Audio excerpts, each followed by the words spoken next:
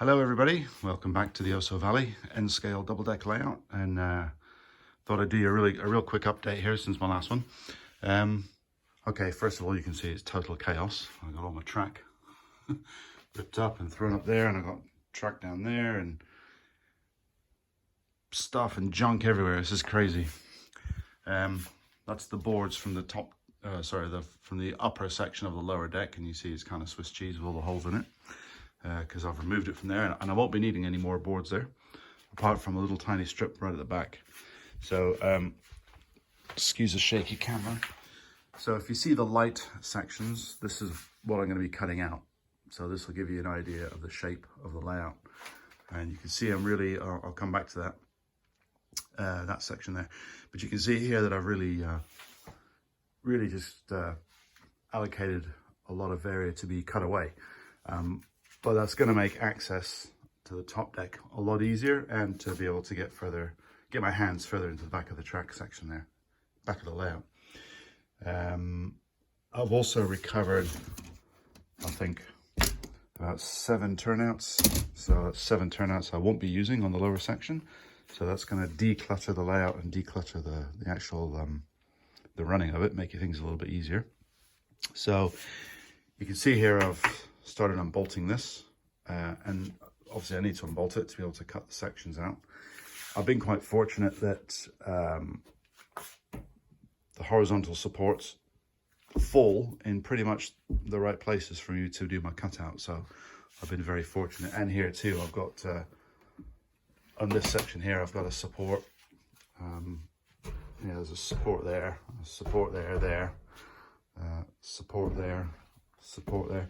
Now, this section, yeah, just take a step back. I'm going to take 1/2 meter out of that. I've already designed the lower section away from that, so basically that'll be gone. And then, of course, that also affects the top deck, so I'll have to cut from that line. So that section will be gone, and I will need to redesign that, but that's not a big deal. I know I can get around that. Famous last words, right? But anyway, I know I'll be fine with that. And the reason I've done that is because ultimately this section is going to be over there. And the reason I did that is obviously we parked the car here. So the edge of that brown table is pretty much where it would come out to now if it was to be placed over there. And it's just a bit too close to the car. So I wanted to come in sort of 50 centimeters in and just allow us a little bit more room to move around over there and put yet more junk, I'm sure, behind it. So, but anyway, that's kind of what I've been doing, and I just wanted to give you a quick update. And I did tell you last time it would be chaos, and I was right. It's absolute chaos. But I've got the other thing that's making it complicated is I've got to disassemble things and move them before all of that junk or those shelves go along the back wall there.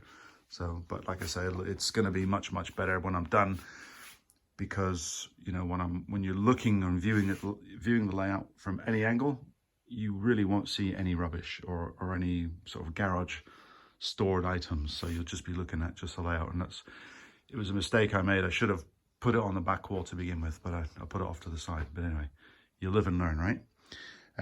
One other thing I would say to you, for anybody who's designing and building their first layout, and you experienced guys will know this better than me, saw the leftover blue residue from the foam I had to scrape away. That's where I glued it, and so I used probably too much glue in some areas.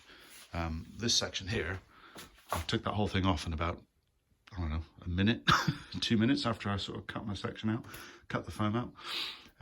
But this lot took me absolutely ages. I spent God knows how long, especially that one. And that one's still not quite finished, because even though I'm going to cut the wood out, I'll probably make use of it.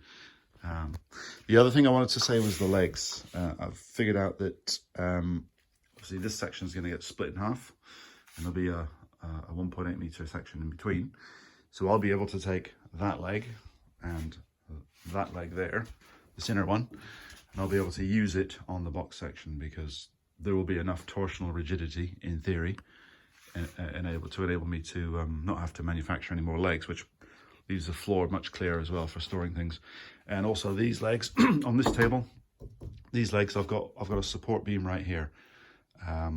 So that support beam will fit perfectly. So I literally won't have to unbolt anything. I'll just cut straight through. I just have to obviously make sure I'm very accurate on the vertical cut and the horizontal cut on the top deck. Okay, that's it. Thanks for watching, and we'll catch up with you again sometime. Take care.